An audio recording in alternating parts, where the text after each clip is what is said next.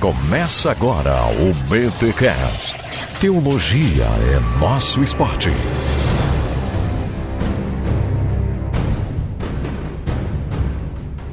Muito bem. Começa mais um BTcast, o de número 287. Eu sou o Victor Fontana e quando você quiser saber a sua história, você olha e diz, esta que tá aqui atrás.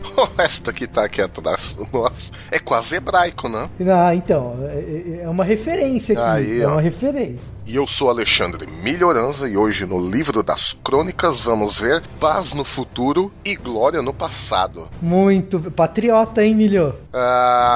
Então, deixa esse assunto para outro BTcast. Pelo menos a gente sabe que o cronista é bem patriota, né? Exatamente. Então hoje isso daí tá fazendo sentido. Você é um rapaz esperto, você sacou, cara. Aí, ó, tá vendo? A gente sabe que o cronista é patriota. Então hoje nós temos o livro ou os livros de crônicas, Milho? Hoje os livros, mas ontem o livro das crônicas, né? Isso, então nós temos os livros de crônicas ou o livro das crônicas na série Aliança. Vamos estudar, vamos ver juntos o que esses livros dizem, como que você pode fazer uma leitura mais informada desse livro quando você estiver na sua leitura devocional ou preparando um estudo ou na sua leitura comunitária no pequeno grupo, quando você for pregar, enfim, tudo o que você precisa saber sobre o livro de crônicas e que cabe em 1 hora de episódio, porque antes da gente começar a gravar, o Bibo já puxou a nossa orelha e fala, deixa o episódio curto. O editor chegou junto, hein, Vitor? O editor chegou junto, mas deixaram de novo a porta da casa aberta, esqueceram a chave embaixo do capacho, a gente entrou e resolveu gravar.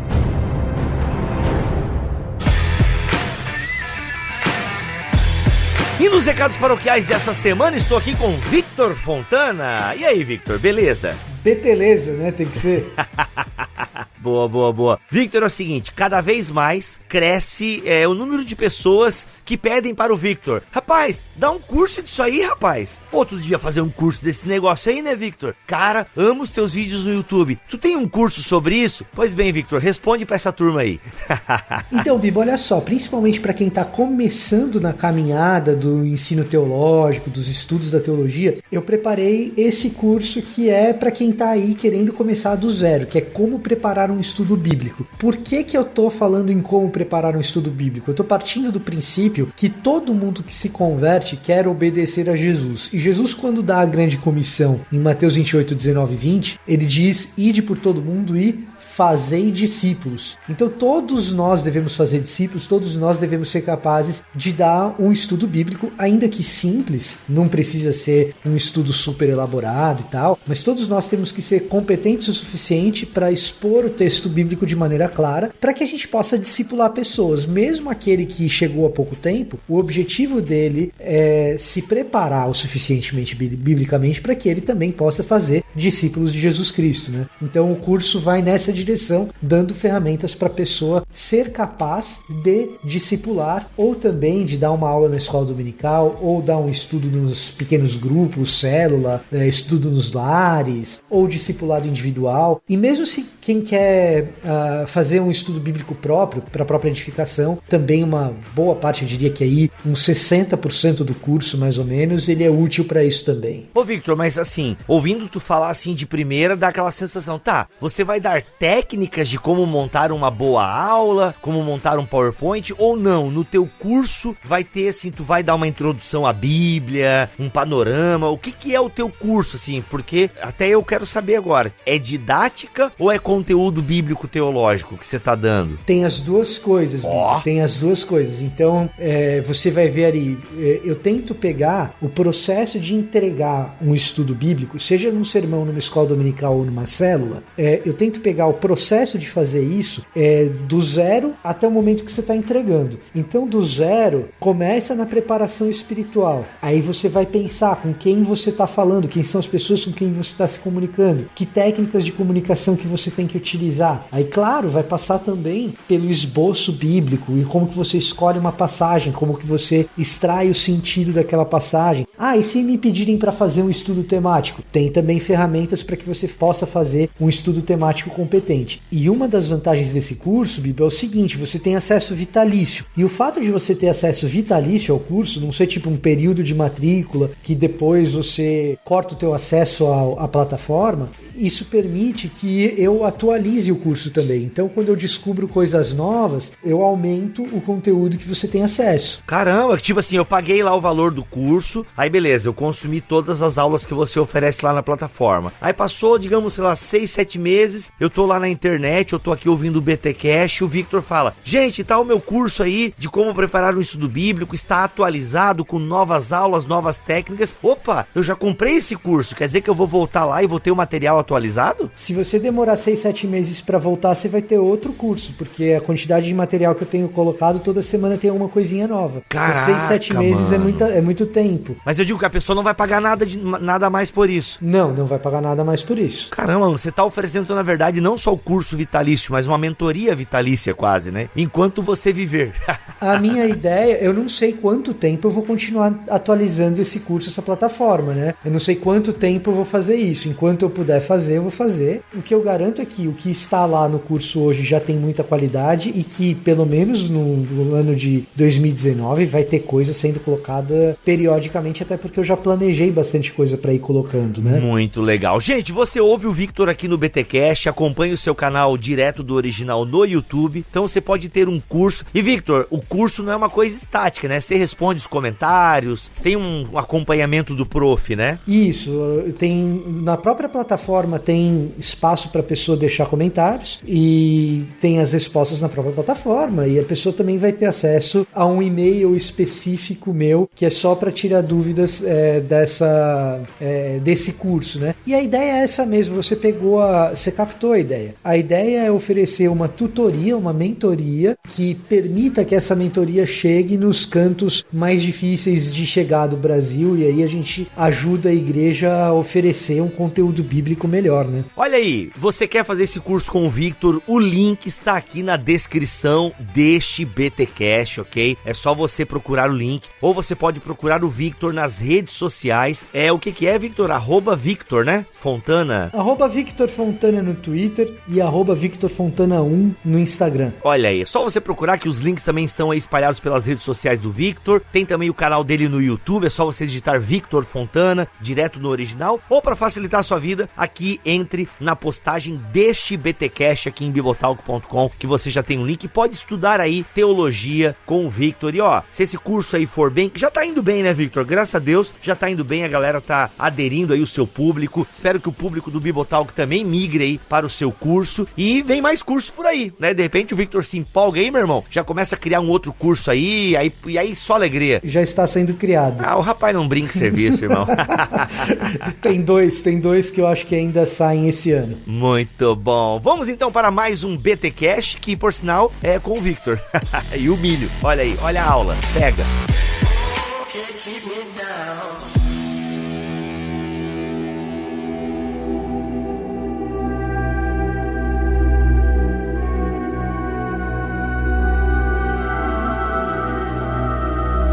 Mas tudo bem, então vamos lá, amigo. Livro das Crônicas. Então, o livro das crônicas são histórias. E aí, é isso que são as crônicas, certo? São histórias. Histórias do povo de Judá, do povo de Israel. Como é que isso funciona? São as histórias do povo de Judá. Nesse momento não se fala mais em Israel. Por quê? Pelo simples motivo, né, Victor? Que crônicas, e aqui eu vou tentar dizer sempre o livro das crônicas ou crônicas, mas você, ouvinte na sua mente aí, você imagine os dois livros, ok? O livro das crônicas, ele é um escrito pós-exílico, né? A gente vai dar maiores detalhes disso, né? Nesse momento pós-exílico, onde eles estavam tentando reconstruir tudo, a vida, a religião, a sociedade, a economia, a nação, tudo que vocês imaginarem, e aí eles começam a se remeter às histórias de Judá antes do exílio. E as histórias, assim,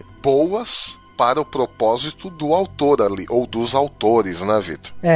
A gente brinca, né, que a maioria dos livros do Antigo Testamento, a gente não tem um nome que corresponda muito bem ao que o livro é, né? Quando a gente pega o nome hebraico do livro, são só as primeiras palavras. Quem vai dar nome mesmo é o pessoal da Septuaginta quando traduz. Nesse caso aqui, eu acho bem interessante que o Dibre Hayamim, né, que é como o livro começa, o livro de Crônicas começa, é os eventos dos dias, né? Então, é uma narrativa dos eventos. E aí, quando você pega o nome do livro na Septuaginta, a gente vai falar mais disso depois, né? O nome do livro na Septuaginta é Paralepômenos, que é o livro, a ideia é a história dos fatos omitidos, né? Ou a história que conta aquilo que foi omitido. Então, é uma história do povo de Judá e é uma história que está sendo contada no pós-exílico, quando muita gente já contou histórias, alguém chega e fala, vamos contar tudo de novo agora olhando de uma perspectiva diferente, olhando porque ninguém olhou? Isso é muito importante, Vitor, porque assim, o cronista, ou os cronistas, ele não é um historiador no sentido pleno do termo, né? É um historiador, vou seguir um método, uma metodologia histórica. Não, para esses caras que escreveram o livro das crônicas, no pós-exílio, no momento muito particular, muito crítico da história de Judá, nesse momento a gente só fala em Judá, tá? Porque o reino de Israel já tinha sido exterminado em 722 a.C., então não existia mais o reino do norte. Então, a partir desse momento, só falamos em Judá. Então, o cronista, ou esse historiador, entre aspas, ele entendia que a história de Judá, até então, antes do exílio, quer dizer, então nos áureos tempos de Davi e Salomão, e é por isso, depois que a gente vai explicar um pouco mais pra frente, por que esse livro dá tanta ênfase em Davi e Salomão, pro cronista, a história de Judá antes do exílio, com toda a glória e tudo mais, estava carregada de lições morais e espirituais, além do que ele toma também como fontes primárias de informação para construir o seu discurso, construir a sua história no pós-exílio, ele pega o livro de Samuel e Reis. Então, assim, a questão do cronista, o problema dele é o seguinte: como é que eu vou explicar para esse povo, agora no pós-exílio, quando está tudo destruído, nós não somos mais o reino de Judá, nós nos tornamos uma pequena província do reino da Pérsia, né? Então, veja, o reino de Israel e Judá e agora uma pequena província do reino persa. Como é que eu vou explicar para esse povo que Deus ainda está conosco, que Deus ainda guia os nossos passos, né? Então, esse cara ou esses caras não vão se preocupar muito com os dados em si mesmo, não é, Vitor? Eles vão se preocupar mais com o que esses dados significam para nós hoje. Perfeito, e o hoje é o hoje deles, não o nosso. Isso, exatamente, o hoje deles. Então, assim, o livro de crônicas, ele tem um conteúdo histórico, mas altamente interpretativo. Como é que nós vamos ler a história de Judá antes do exílio para provar que Deus ainda está conosco, que nós ainda somos o povo de Israel, mesmo vivendo nessa condição deplorável que estamos vivendo hoje. E a maneira como ele faz isso é recontando a história, mostrando que Deus nunca esteve ausente, né? A ideia central, então, quer pegar a ideia central de Crônicas? A ideia central é essa. O cara olha para trás, ele precisa significar, ele precisa dar significado para essa formação de uma nova nação num novo contexto e explicar onde está Deus no meio dessa história, dessa nossa história atual, que não é das melhores, que é um misto de bom porque a gente saiu do exílio, mas ruim porque a gente ainda está sob domínio persa. E nessa história, onde fica Deus? Aí ele pega e olha para trás e diz, mas Deus nunca deixou de ser o nosso Deus. Olha como ele sempre esteve presente na história. E essa é a linha condutora da narrativa dos livros, ou do livro de Crônicas. Por isso que ele usa genealogias no começo, não é? Uma boa parte do primeiro livro, ou do livro das Crônicas, ou de primeiro Crônicas, se vocês preferirem, é formado por genealogias justamente para destacar que Deus esteve desde o princípio com esse povo. Começa em Adão, passa por Abraão, Moisés, Davi, Salomão, família por família, tribo por tribo, clã por clã e até quase que indivíduo por indivíduo. E eu acho que é interessante, Milho, nesse momento agora, a gente simplesmente fazer uma recapitulação, porque a gente está falando aqui de pós-exílico, falamos do reino de Judá, falando do reino de Israel. Eu só quero fazer uma recapitulação com você que de repente está um pouco perdido nessa história, do que a gente está falando. Então, lembra disso na sua cabeça, você que está nos ouvindo, que a história de Israel, ela é uma história que é sempre mais ou menos dentro da realidade imperial de alguém que está dominando. Pouquíssimos momentos a história de Israel acontece no momento em que Israel / Judá exercem protagonismo. Sempre tem um grande império dominando tudo. E via de regra o império contra-ataca, né? Via de regra o império contra-ataca. Exatamente.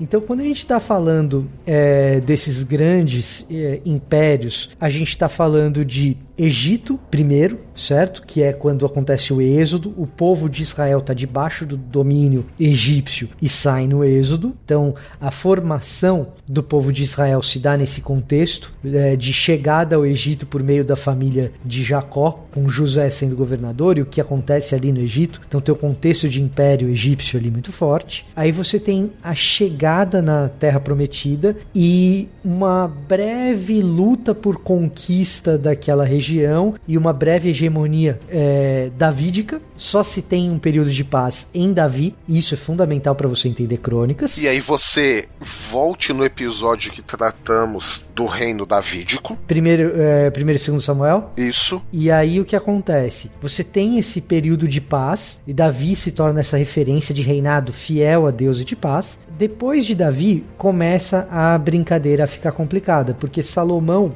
embora um rei muito sábio e ainda desfrutando de um período de paz que até permite que ele construa o templo, que ele construa um enorme palácio, ele não é um rei fiel a Deus. E o fim do reino de Salomão é complicado e gera a divisão entre dois reinos: Judá, o reino do sul, Israel, o reino do norte. Judá sob comando do filho de Salomão, Roboão, e Israel, o reino do norte, sob comando de Jeroboão, uma espécie de líder sindical das tribos do norte que, enfim, falava em prol dos trabalhadores forçados ali de Salomão. Com essa divisão de reino do sul e reino do norte, o reino do norte é dominado pelos assírios, o reino do sul dominado pelos babilônicos. O império assírio destrói o reino do norte, a identidade cultural por uma política de deportações, então deporta uma série de pessoas chaves, lideranças chaves para diferentes lugares, força a miscigenação do povo, e o reino do norte simplesmente deixa de existir. A gente pode dizer que era um transplante cultural quase, né? Porque tirava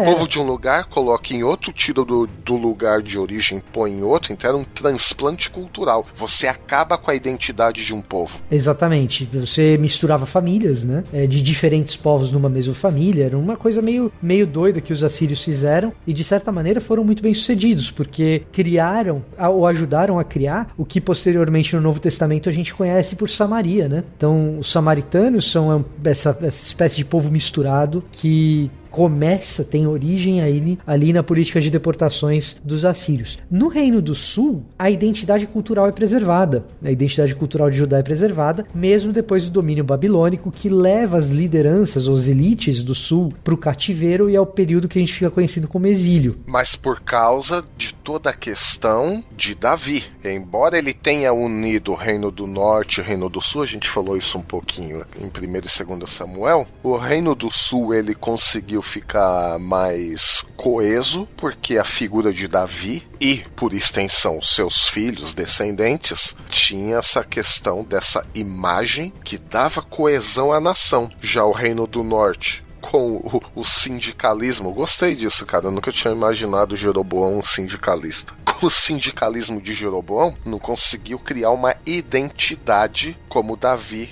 havia criado, né? Então por isso que Judá permaneceu coeso e as 10 tribos do Reino do Norte desapareceram nesse transplante cultural assírio. Então você que está prestando atenção, você já percebe o seguinte: no Reino do Sul, que são 3 tribos basicamente que sobram, que é Judá, Benjamim e Levi, você tem uma espécie de legitimidade da dinastia real davídica. Isso é super importante para entender crônicas. Com a legitimidade depois da galera que vai cuidar do templo que ficou em Jerusalém. Bingo. E inclusive passando pelas reformas de Josias, de Ezequias, exato, e posteriormente Esdras e Neemias. Tipo, sobrou o templo, quem é que vai cuidar disso aqui? Não é qualquer um, não. Então, essa questão da legitimidade que você disse, Vitor, também é para a questão política e religiosa, inclusive depois, mais para frente, a gente vai falar um pouco aí do... Não sei, a gente pode usar a questão do fracasso de Zorobabel, é muito forte? Não, eu acho que é bem coerente. Inclusive, isso vai ter implicações na questão do culto do templo em Jerusalém. Mas, enfim, vamos chegar lá, continue. Não, e aí o que acontece? Lembra que a gente tinha falado do Egito, grande império egípcio. O império assírio não é assim tão forte, mas ele tem uma influência sobre o Reino do Norte que é importante a gente considerar. E aí a gente tem esse grande império da Babilônia, que leva o povo para o cativeiro. Esse império da Babilônia, ele vai cair diante de um império ainda mais forte, que é o Império Medo-Persa. Esse Império Medo-Persa, com grandes figuras reais, vai permitir o retorno dessa elite de Judá para Jerusalém. Lembra que essa elite do Reino do Sul é levada para a Babilônia. Quando a Babilônia é conquistada, tem um novo reino pedaço. Esse novo reino pedaço permite que aquele povo hebreu que está ali na Babilônia, o que esses caras estão fazendo aqui? Eles querem voltar para a terra deles? Não, deixa eles voltarem, contanto que eles paguem imposto direitinho, não criem grandes revoltas, não criem grandes problemas, e inclusive sejam um pouquinho do nosso braço armado ali no comecinho do Mar Mediterrâneo. Naquela província, né? Naquela província, mas é justamente isso que vira Jerusalém. Jerusalém vira a capital de uma província. Inclusive, Vitor, essa questão do cativeiro, nós temos aí 3 grupos, basicamente, né? A elite, que foi levada para a Babilônia, né? Que aí tem Daniel e os 3 amigos deles, que ficam no palácio. Tem a galera de Judá, que é levado para a Babilônia, mas fica com o povão na rua, que é o caso, por exemplo, do profeta Ezequiel. Então você tem Daniel no palácio, Ezequiel com o povão lá na rua, e você tem um terceiro grupo, que é a galera mais pobre ainda, pé rapada, que fica em Judá, que é o caso de Jeremias. Então são 3 profetas, Jeremias, Daniel e Ezequiel. Claro, não é exatamente o mesmo tempo, mas os 3 foram contemporâneos, né? Então Jeremias fica com o povo, com os pés rapados em Judá. Ezequiel vai para a Babilônia, mas fica com o povão na rua lá na Babilônia. E Ezequiel também, e Daniel, perdão, também vai para a Babilônia, mas fica no palácio. Isso se reflete inclusive no tipo de hebraico que você lê em cada um desses livros, né? Mas isso é apenas curiosidade. E no estilo literário, né? É, exatamente. Se você pegar Isaías e Ezequiel, o tipo de linguagem é a linguagem de alguém que está habituado com a educação cortesã, e ao passo que Jeremias é uma literatura mais crua. Não, e a sofrência extrema de Jeremias, né? Você não vê essa sofrência extrema em Daniel. Tudo bem, um pouco em Ezequiel, mas até o estilo literário de Ezequiel e Daniel são diferentes. Quer dizer, então, os 3 vivem o mesmo momento histórico, em lugares diferentes, mas até título de curiosidade, né? Se você, ouvinte, tiver essa curiosidade de ler os 3 livros, vocês vão notar coisas extraordinárias, né? Um quadro global, mas cada um com a sua própria vivência do mesmo momento histórico, hein? Como é que cada um viveu o seu próprio momento, sendo que era o único momento histórico ali daquele período. Aí o que acontece? Eu vou ensinar para você agora um jeito de você memorizar um pouco dessa história, porque eu sei que é muita coisa para memorizar de uma vez só. Quem é nosso ouvinte já há muito tempo, talvez até já tenha conseguido outras maneiras de se situar, mas eu tinha um professor de história antiga que ele fazia meio que um jogo de... Não é bem rima, mas meio que rima um pouco, que ele falava assim, ó, lembre-se sempre disso. Egito, Babilônia, Pérsia, Macedônia. Egito, Babilônia, Pérsia, Macedônia. Porque quando você faz esse jogo, você lembra de quais são os grandes impérios, mais ou menos na ordem cronológica que você encontra na Antiguidade Oriental e mais ou menos na Bíblia também. Então a Pérsia domina a Macedônia e permite esse retorno do exílio. Só pra você não levar o golpe do carrasco, cara, a Pérsia domina a Babilônia. O que eu falei? A Pérsia domina a Macedônia. E qual é o certo? A Pérsia domina a Babilônia. E qual que eu falei? Cale-se, cale-se, cale-se, você me deixa louco! Não, isso... mas...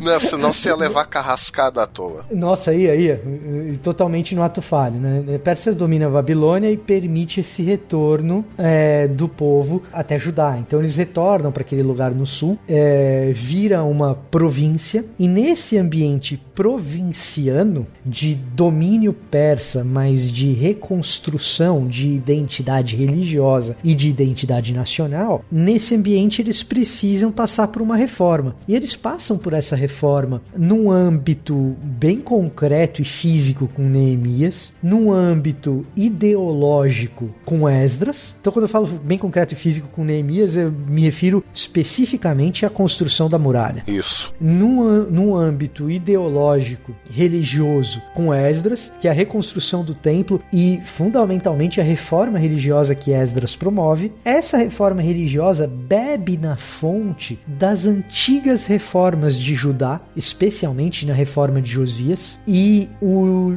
cronista, em paralelo com isso, desenvolve uma narrativa de identidade nacional. Essa narrativa de identidade nacional é um jeito de olhar para a história para trás, e ao olhar para trás, todas as vezes que a gente contou essa história de maneira muito pessimista, de maneira que a gente precisa saber o que nos levou ao cativeiro. Agora a gente vai contar aquilo que não foi contado, que é essa história pessimista que nos levou ao cativeiro. Deus sempre esteve ali. Onde que estava Deus? E aí o cara vai contar o que não foi contado. Por isso que é a história dos fatos omitidos. Sim, e ainda mais, toda essa questão de Esdras, Neemias, Zorobabel veio antes, né? E ali, lendo a história do retorno, que também foi vindo aos poucos, né? Foram 3 ondas de retorno. Zorobabel estava nas primeiras ondas, né? Nessa primeira onda de retorno. Inclusive, se nós lermos os profetas Zacarias e Ageu, que são profetas pós-exílicos, que viveram mais ou menos no mesmo período da concepção do livro das crônicas, só Malaquias que está um pouquinho depois, né? Eu chuto aí uns 50, 60 anos depois. Não sei se você já viu isso, Vitor, mas sei lá, 50, 60 anos depois, Malaquias. Mas Zacarias e Ageu pertencem ao mesmo período histórico de crônicas. E aí quando a gente vê essa questão do retorno ali em Esdras e Neemias, provavelmente, principalmente, e aí a gente cruza os dados que nós vemos em Esdras e Neemias com Zacarias e Ageu, nós vemos que houve ali um desencanto, né, com a questão de Zorobabel, né? A gente quase que chega a acreditar em alguns momentos que Zorobabel é o cara que vai vir por ordem em tudo, né? Mas isso não acontece, né? Isso não acontece. Então alguns vão até falar do fracasso de Zorobabel. Não sei até que ponto isso é exagerado dizer isso, mas o fato é que essa esperança messiânica em Zorobabel não vai para frente. E aí o autor de crônicas ainda tem que pensar em mais isso ainda, né? Como enxergar esperança para os judeus, tomando por base a própria história de Israel. Então tudo bem, a restauração estava a caminho, mas como acreditar nisso, né? Como acreditar que depois de 70 anos de exílio, reconstrução religiosa, social, econômica, ainda mais essa questão de Zorobabel, quando nós lemos Zacarias e Ageu, até Esdras e Neemias, a gente começa a ver lá Zorobabel, de repente, do nada, o cara some, né? Some da história, ninguém diz mais nada, né? Então vejam só como é importante essa questão do pensar do cronista. Como é que eu vou interpretar a história crendo que Deus ainda está no meio do seu povo. E aí a gente chega na sua entrada, né? Aí você tá explicando a tua entrada um pouco. Exatamente, aí eu tô explicando a minha entrada, né? O presente está destruído, por isso que eu brinquei, né? Paz no futuro, quer dizer, a promessa da aliança, a promessa da restauração, ela é válida, mas a gente olha pro passado e vê as glórias do passado, não vê nada no presente, mas a esperança no futuro, por isso esse jogo de palavras até com o nosso hino nacional, né? Paz, glória no passado, paz no futuro, enfim. Mas o fato é que, como tornar a aliança, e já que estamos falando, né, da série Aliança, né, e sempre lembrando, qual é o conceito de aliança? O conceito de aliança é o Deus soberano que quis e que sempre quererá estabelecer uma relação com a sua criação. Isso é a aliança. Tem outras nuances aí, mas grosso modo a aliança de Deus é isso. O relacionamento de Deus com o seu povo. Então, como mostrar para o povo no pós-exílio, como mostrar para o povo nessa condição de decadência total que a nossa terra se encontra, que a aliança de Deus, que o relacionamento de Deus com o seu povo ainda está válido, tomando por base a nossa própria história. Essa é a pergunta que o cronista tenta responder.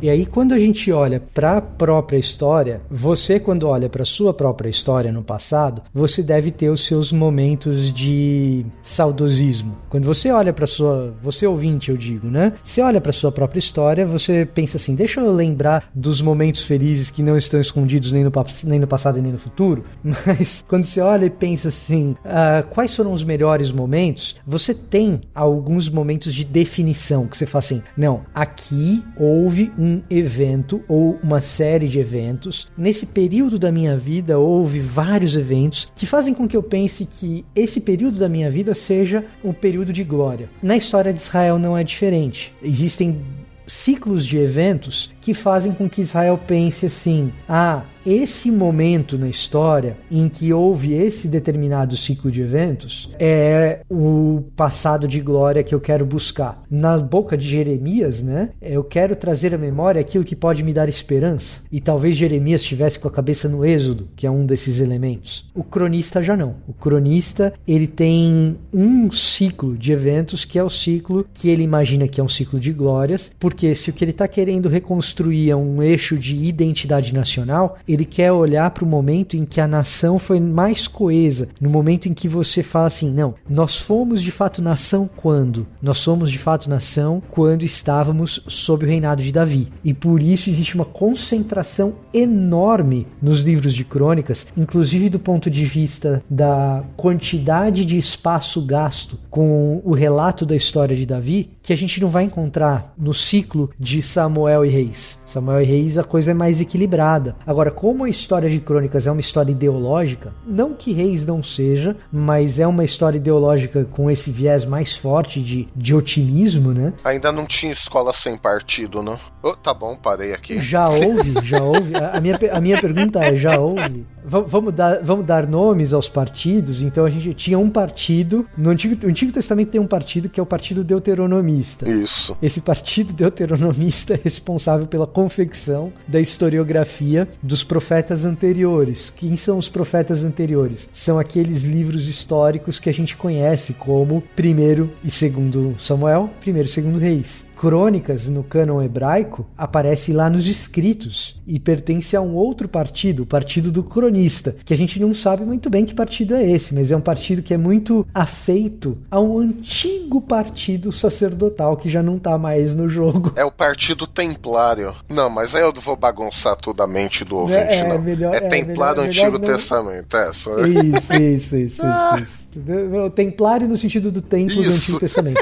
Por isso Salomão em Crônicas é visto com bons olhos, enquanto Salomão, como a gente explicou na série Aliança em Reis, ele é pintado de uma maneira muito mais cruel, porque em Reis a gente está tentando explicar o que deu errado que fez a gente vir parar no exílio. E aí você olha para a história de Salomão e você encontra isso. Em Crônicas, você está tentando explicar onde estava Deus nessa história toda. E você olha para Salomão, que é esse personagem extremamente ambíguo, e você fala, não, estava na sabedoria de Salomão, estava nas riquezas que a nação obteve debaixo do reinado de Salomão. É por isso também, Vitor, que o livro das Crônicas, ele vai omitir, por exemplo, a questão do adultério de Davi. Exato. Só que, por outro lado, não é uma simples questão, aí a gente podia dizer, então os caras estão protegendo a imagem de Davi. Não, porque da mesma forma que, para este momento histórico pós-exílico, essa questão do adultério de Davi não serviria para muita coisa, neste momento histórico, o outro pecado de Davi, com consequências ainda mais terríveis, que foi o recenseamento do povo, esse é recontado. Mas por quê? Porque justamente o lugar do perdão de Deus foi o lugar onde o templo foi construído. E o templo, para o livro de Crônicas, e principalmente para o judeu do pós-exílio, era algo altamente muito importante. Então não é só questão de proteger a imagem de Davi como pessoa. Não é. O que nós podemos tirar como lição para nós, o que nós podemos observar da presença de Deus neste ponto. Bom, o cronista, por alguma razão lá, que ele não quis nos contar, ele deixa de lado o adultério de Davi, mas mostra o quê?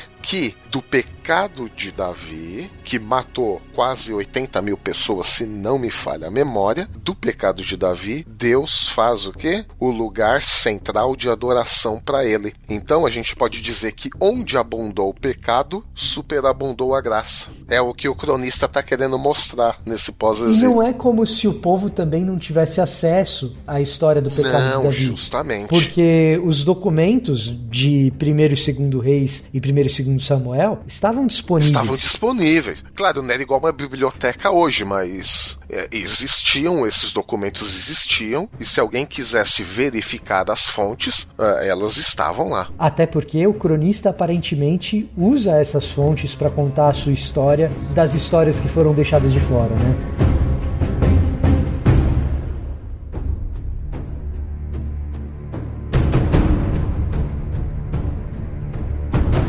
Falando em deixada de fora, Vitor, eu não sei se você ia contar isso, uma história que não foi contada no livro dos reis, ou foi contado até uma parte, a questão do rei Manassés. Na minha opinião, foi o pior rei de todos, né? Esse venceu, além de ser o que mais ficou no reinado também, né? 55 anos. Foi o que mais durou. Se você quer entender o problema de Manassés, leia o livro de Sofonias. Você vai ver no livro do Antigo Testamento o livro mais cru dos profetas do Antigo Testamento. Exato. E é justamente em decorrência do problema que Manassés foi, né? E aí, como o Vitor falou, a questão de 1º e 2º Reis, o autor tenta explicar por que nós fomos parar no exílio. Então, por que nós fomos parar no exílio? Porque, além de todos os reis que vieram antes, Manassés ainda reinou 55 anos de uma maneira terrível, abominável, horrível, tudo de ruim que você pode pôr, até ao ponto de queimar seu filho em sacrifício a outros deuses. Além do que está escrito em outros livros do Antigo Testamento também, que ele tornou Jerusalém,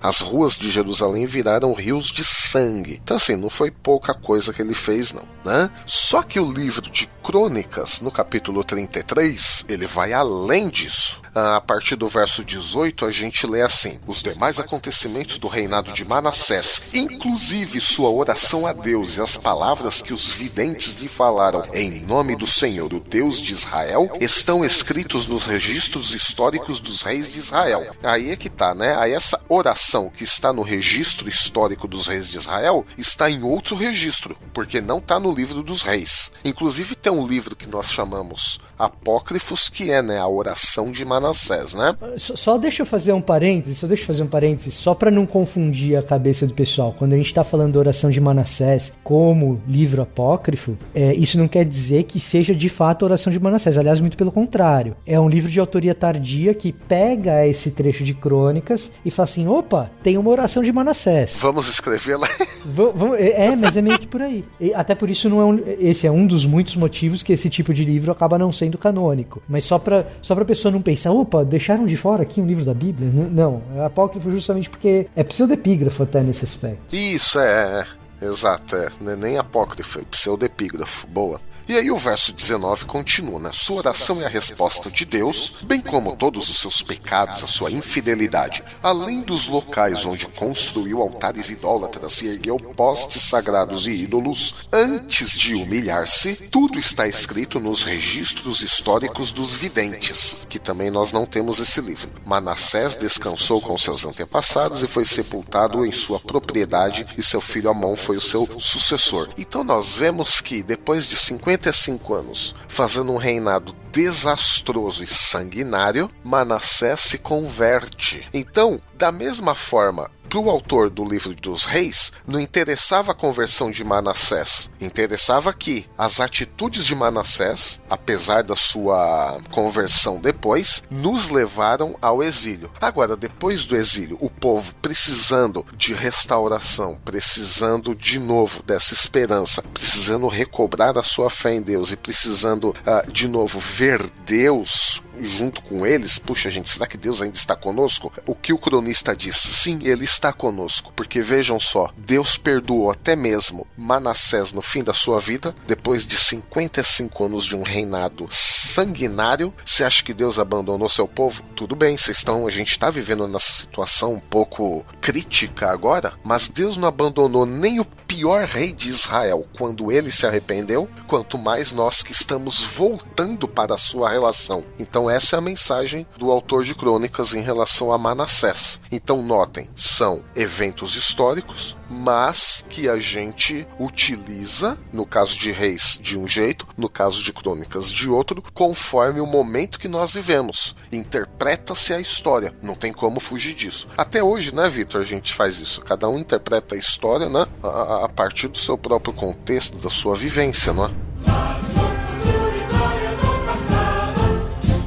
E assim, a gente tem que entender que o que está acontecendo aqui é um evento chamado editorialização, né? Então você escolhe quais são os fatos que você vai contar nessa história, e na maneira como você vai escolhendo esses fatos, você vai tendo um jeito de contar a história diferente. Primeiro e segundo crônicas nada mais é do que um jeito diferente de contar a mesma história que foi contada em Samuel e Reis. Crônicas vai dar um novo matiz, uma nova cor. E como que o autor faz isso? Como que o cronista faz isso? O cronista faz isso selecionando aspectos da história que foram deixados de lado pelos escritores de Samuel e de Reis. Para você ter uma ideia, ouvinte, do que a gente está falando aqui, a gente está se concentrando muito em Samuel e Reis, mas o livro de Crônicas ele não começa na história do último juiz, que é Samuel, como 1 Samuel, né? Mas começa na história de Adão. Então, no fundo, o que o autor de Crônicas está dizendo? Que a identidade nacional de Israel é firmada, é fundamentada na espiritualidade do Senhor, do Deus de Israel, de Yahweh, desde a fundação da criação. A nossa história não começa nem em Abraão, a nossa história começa na criação. Só que olha só, ele gasta nessa história da criação até Davi 9 capítulos. 1 Crônicas de 1 até 9. Depois, com Davi e Salomão, vai de 1 Crônicas 10 até 2 Crônicas 9.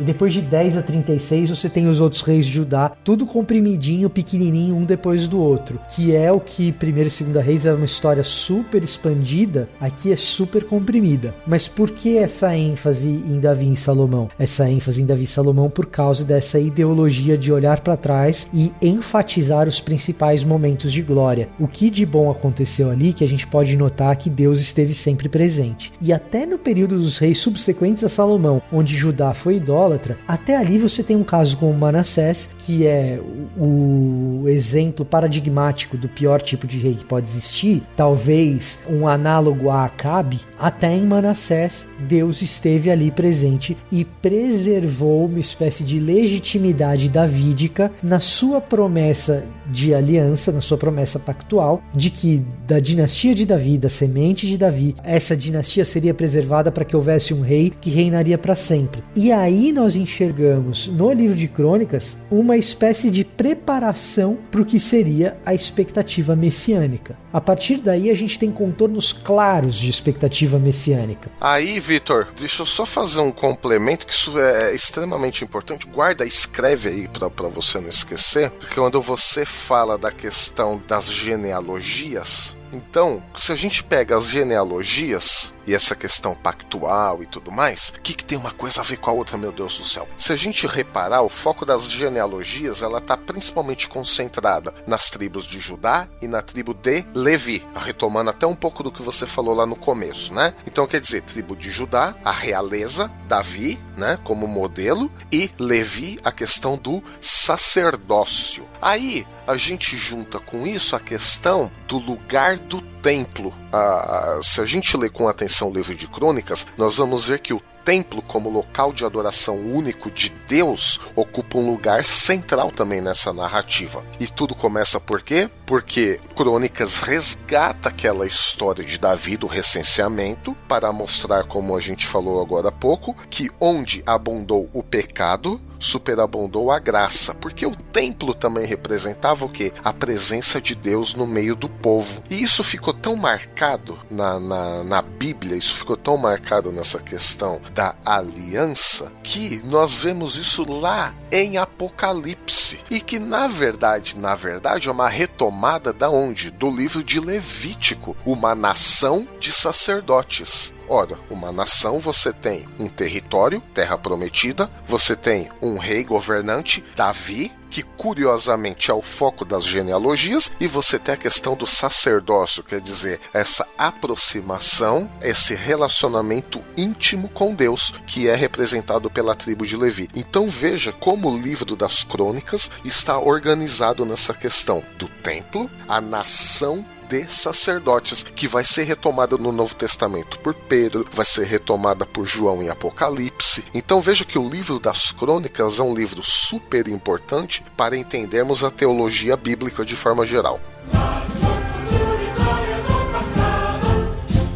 Isso traz pra gente um pouco da dimensão de que nessa reconstrução de identidade nacional, a gente precisa ter a presença de Deus registrada no meio dos eventos históricos. Como que esse registro acontece da presença de Deus nos eventos históricos? Por meio da ritualística descrita no livro de Crônicas. Então, uma outra diferença que você vai ver quando você lê o livro de Crônicas em relação aos outros livros históricos é que, às vezes, um mesmo evento narrado nos livros históricos não tem um relato sobre o tipo de ritual religioso que foi subsequente àquele evento, enquanto o livro de Crônicas dá uma ênfase enorme nisso. Você tem uma ênfase enorme à parte ritual. O que essa parte ritual vem trazer? Vem trazer o reconhecimento ou a legitimação de que Deus está presente nesses eventos históricos e o povo sabia reconhecer isso. E detalhe, Vitor, toda a vida do povo agora não, né, mas deveria desde sempre ser um culto a Deus. Exato.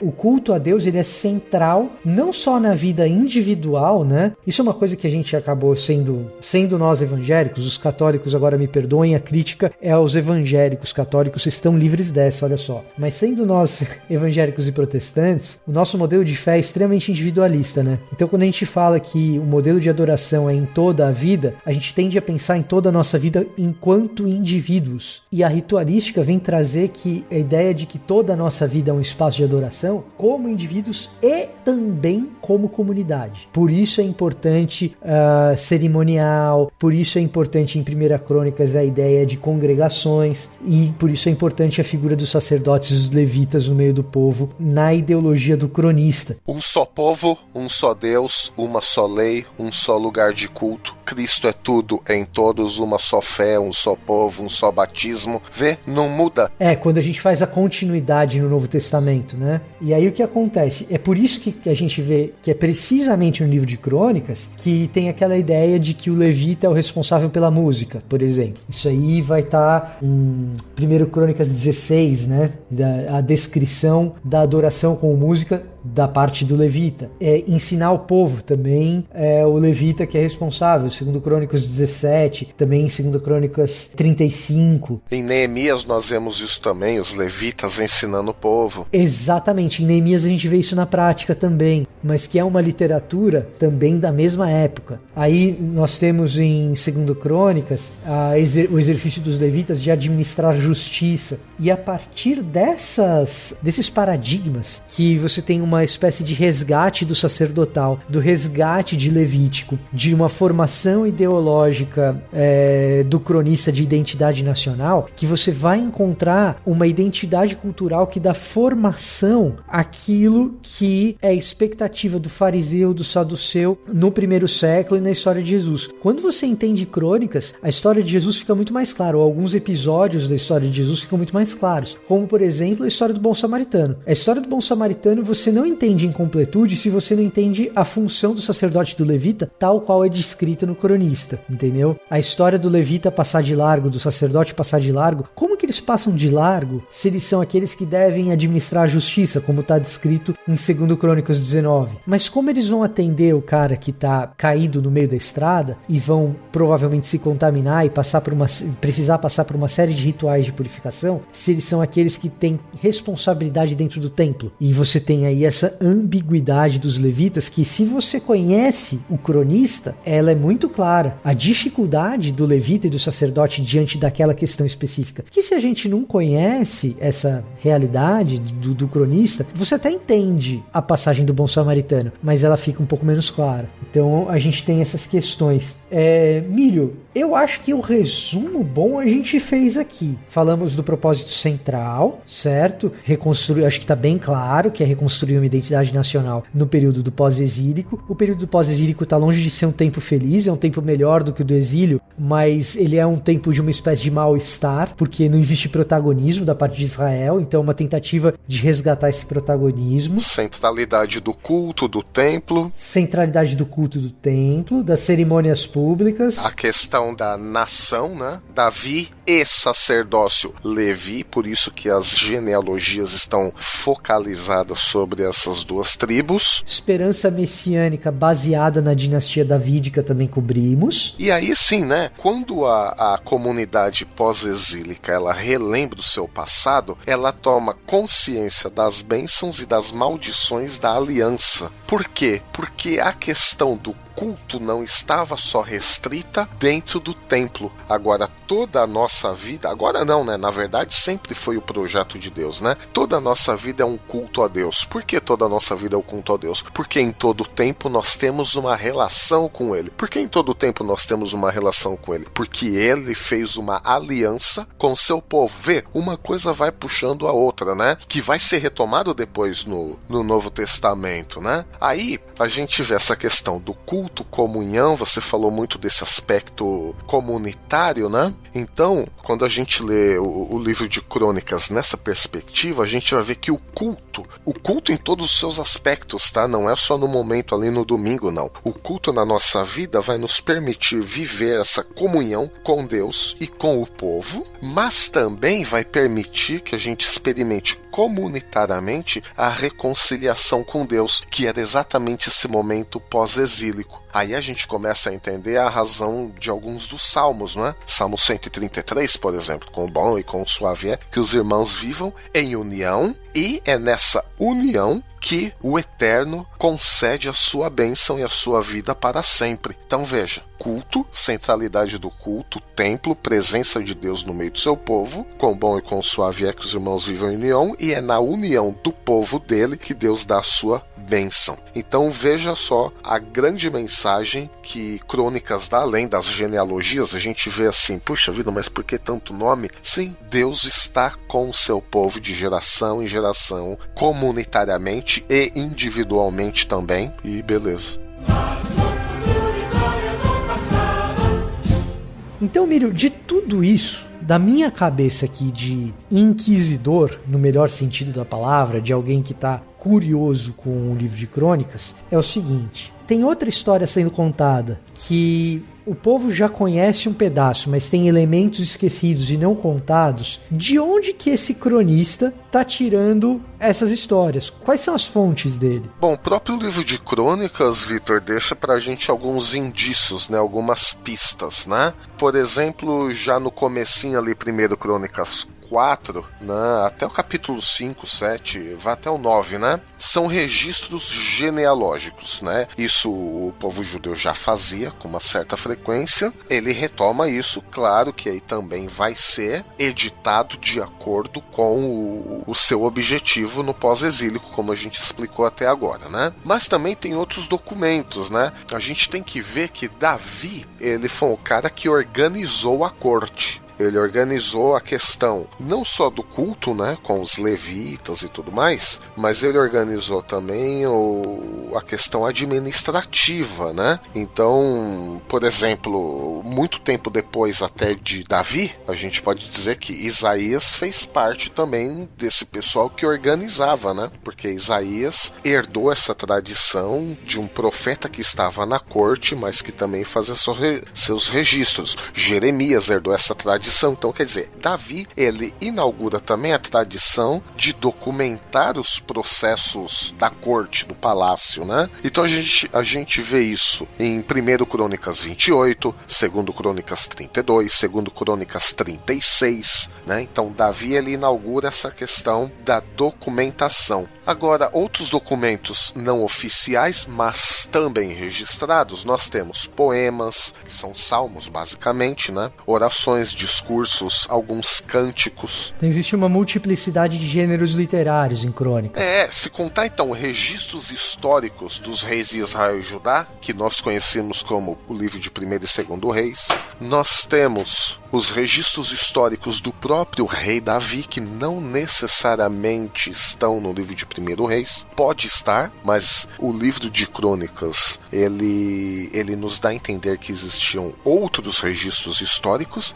Uma coisa interessante também, segundo Crônicas 24, nos dá a entender que existiam comentários sobre os livros dos reis. Então eles pegavam aqueles registros históricos que existiam e outras pessoas, eu sinceramente agora não sei responder quem, se existia uma função real para isso, mas existiam os comentadores dos livros históricos, a literatura profética primitiva. O que a gente chama de literatura profética primitiva? Antes do Estado de Judá, de Israel, ser o Estado de Israel com Davi, porque mesmo com Saul, a gente não pode dizer que era um Estado de Israel, né? Então o livro de crônicas pega também, nesse período não estatal de Israel, alguns registros de Samuel, Natã, Gade e Natã já é do período de Davi, né? Samuel também, mas Davi ainda não era o soberano da nação. Então por isso que alguns autores vão dizer que é a literatura profética primitiva. E aí, claro, se tem a literatura profética primitiva, no sentido de que antes do Estado de Israel, nós temos literatura profética posterior, ou seja, falamos já de um Estado de Israel, uma tradição de governo, e aí a gente tem os registros dos profetas Aías, profeta Ido, profeta Semaías, profeta Jeú e o próprio profeta Isaías, que eu acabei de citar agora há pouco. Então vejam só a multiplicidade de fontes que o próprio livro de crônicas deixa pra gente como indícios aí de registros históricos, da onde é que ele tirou tudo isso. Então voa lá, tem aí para todos os gostos, de poesia a literatura profética estatal, literatura profética não estatal, registro histórico, registro oficial, tem para todo mundo. Para aqueles que preferem a literatura ácida, né, dos profetas anteriores, que eu quero ver o profeta descendo a lenha no rei, esse pessoal de crônicas aí tá querendo amaciar a figura de Davi, a figura de Salomão e tal, e não sei mais o que. Cara, aproveite a riqueza absolutamente profunda que você encontra nos livros de crônicas. Em termos literários, é uma obra sem paralelo. Eu achei que você ia falar uma obra sensacional. Sensacional também.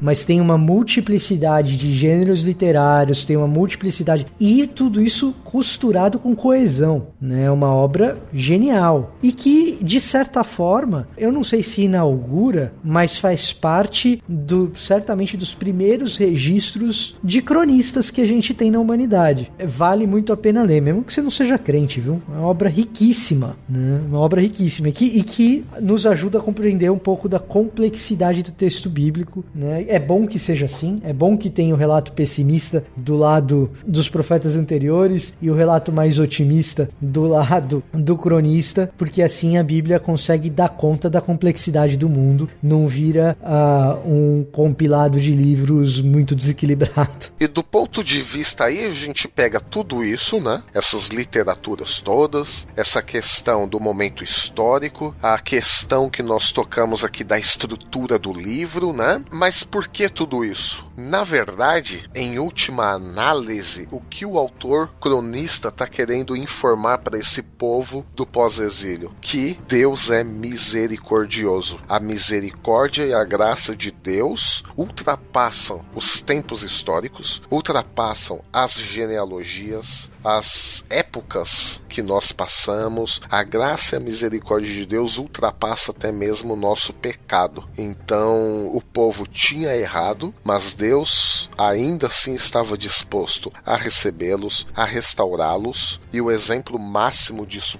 para mim, na leitura que eu faço, fica aí na pessoa não de Davi, mas do rei Manassés, que mesmo com um reinado de 55 anos, um reinado sanguinário, um reinado onde ele mata o seu filho, ou seus filhos, né, provavelmente, para agradar outros deuses, acordos políticos e para ter mais poder, enfim, Deus perdoa, Deus restaura a vida deles, e agora no pós-exílio Deus chama a nação ao arrependimento. Então, assim, a mensagem é: mesmo que você tenha queimado seu filho em holocausto a outros deuses, Deus está disposto a te perdoar, porque Ele é um Deus que restaura, é um Deus que tem misericórdia. Para mim, essa é a maior mensagem do livro das Crônicas.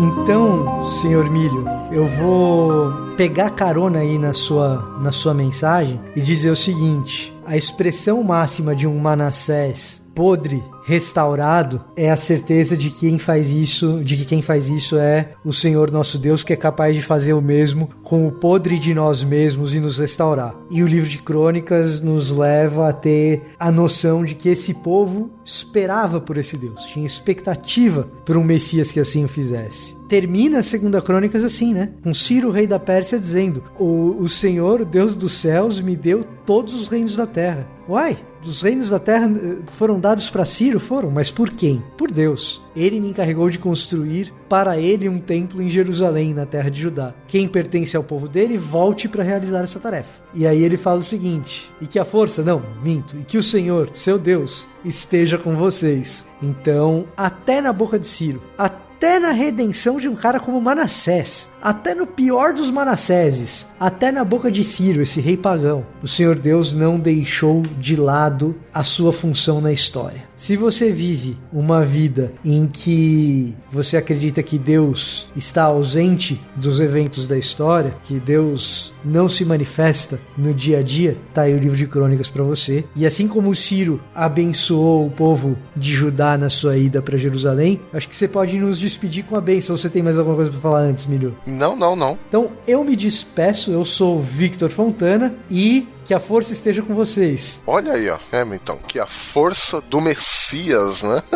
E eu sou Alexandre Melhoranza, e que possamos todos viver em união com os nossos irmãos e irmãs, sempre em humildade diante de Deus, e Ele nos restaurará, como Ele promete, inclusive no livro de Crônicas. Então, que Deus te abençoe.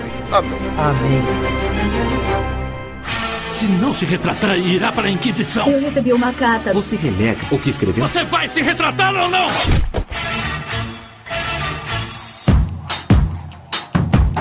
Fala, crente! Começa mais um Concílios e Guilhotinas aqui no BTcast. Voltamos com a nossa querida, ilustríssima leitura de e-mails. Eu estava em um pouco de licença paternidade, porque o meu segundo filho nasceu. Aliás, não só o meu nasceu, né? O do Alex também, só que o Alex já tá no terceiro. Mas voltamos agora para os nossos ouvintes queridos que clamavam por suas vozes estarem sendo aqui representadas. Olha só. E hoje eu vou fazer um negócio especial. Eu vou ler só e-mail de menina, só e-mail de mulher, de crenta, tá bom? Com exceção, é claro, do efeito BTcast, porque só tem um de um rapaz, um dos nossos ouvintes. Aliás, recebemos poucos efeitos BTcasts de meninas, olha aí. Fica a dica, você, crenta, que ouve o BTcast, manda pra nós aí um efeito BTcast, que faz tempo que não aparece nenhuma moçoila por aqui, tá bom? Mas olha só, vamos para os e-mails então. O primeiro de hoje é da Juliana Valentim. Olá, Bibo e equipe, toda a galera aí, bom dia. Essa semana, com muita alegria, me tornei mantenedora do Bibotalk.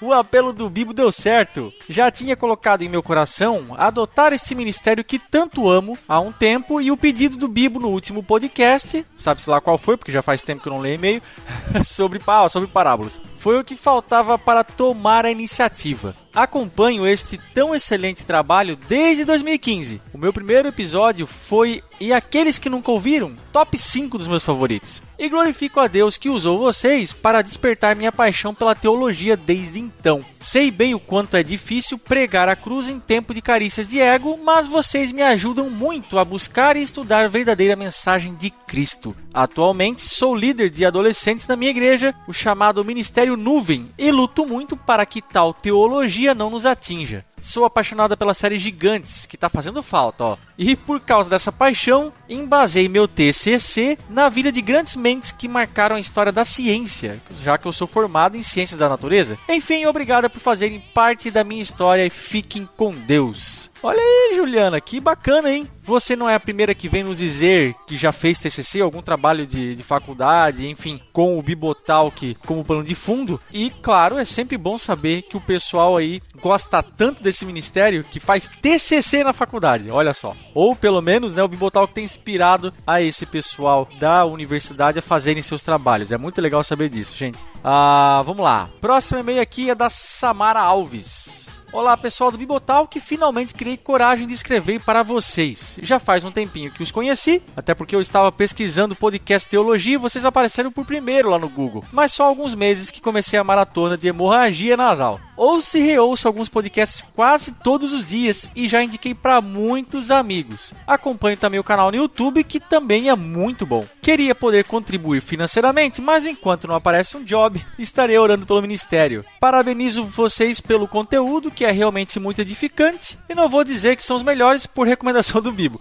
E vou continuar com a minha maratona. Abraço a todos e que Deus abençoe vocês. Viu, Samara? Oração é mais importante que dinheiro, tá bom? Aqui você vai ouvir isso da gente. É legal dinheiro, né? Pra ajudar a sustentar o ministério, principalmente o Bibo, que vive integralmente dele. Mas orações em nosso favor realmente faz mais diferença que dinheiro, porque se não tiver oração, se não tiver Deus agindo na jogada, aí, fia, o negócio não vai pra frente, tá bom? E muito obrigado por isso, claro. E o nosso último e-mail de hoje é da Esther Santos. Bom dia, boa tarde ou boa noite. Meu nome é Esther e comecei a acompanhar o Bibotalk há pouco tempo. Está sendo muito edificante para mim. Ouvi o episódio com o Marcelo Bert sobre Erasmo e achei bem interessante as abordagens sobre o contexto em que Erasmo estava inserido, seus feitos e sua relação com Lutero. Ao final do podcast é citada uma biografia e gostaria de pedir o nome dela, por gentileza. Eu sou estudante de História e estou fazendo um trabalho sobre uma obra de Erasmo e acredito que ela seria muito útil. Se vocês puderem me ajudar com isso, por favor, ficarei grata e Deus os abençoe. Então, Esther, olha só, eu vou ficar te devendo aqui porque eu teria que ouvir o episódio de volta.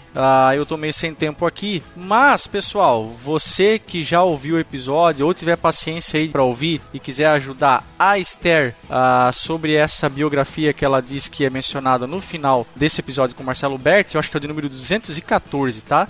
ficarei grato, beleza? Olha só, gente, obrigado às meninas que mandaram os e-mails para nós, mas você sabe que não ficamos só nos e-mails. Eu falei lá no começo que tínhamos um efeito BTcast de um rapaz hoje, então olha só o que o Eduardo Teixeira deixou pra gente. Efeito BTcast.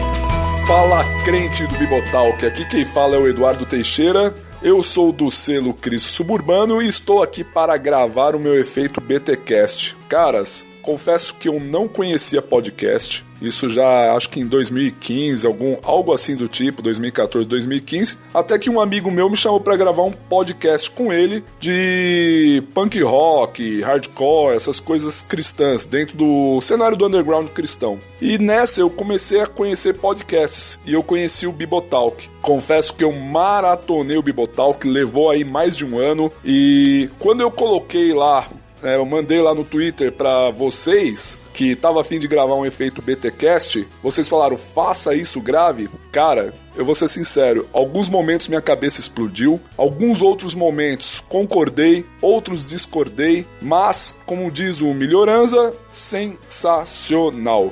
E além do Bibotalk, eu acabei me viciando também em outros podcasts. Galera, vocês estão de parabéns e você ouça mesmo o conteúdo, faça uma maratona que garanto que você não vai sair perdendo. Um grande abraço aí pro Bibo, Mac e galera aí. Deus abençoe. Valeu, grande Eduardo, valeuzaço, obrigado aí por seu efeito BTcast, muito bom mesmo. Você que quer fazer como o Eduardo, ter a sua voz aqui gravada nos anais teológicos da podosfera brasileira, quiçá mundial, olha só, é muito simples, é só você despejar tudo que está dentro desse coraçãozinho e gravar um áudiozinho maroto de no máximo 1 minuto e 30 segundos, sem muito ruído, gente, sem muito barulho no fundo, tá? Vai um lugar calminho e tal. Fala aí tudo que você quer, aí no final pega esse áudio e manda pro mesmo lugar que o pessoal que também gosta de escrever pra gente, não quer mandar em áudio, mas quer mandar escrito, que é o podcast@bibotalk.com.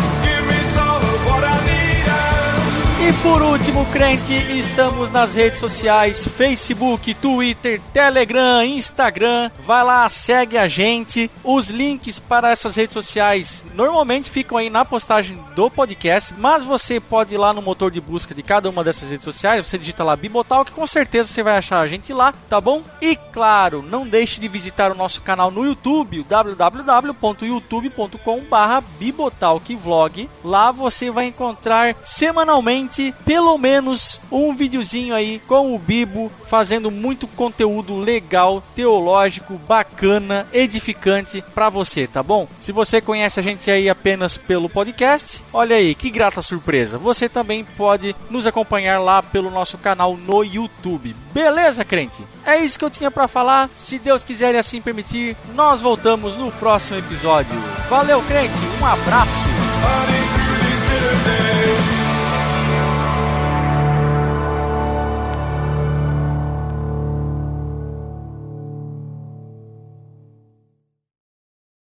Este podcast foi editado por Mac Bibotalk Produções.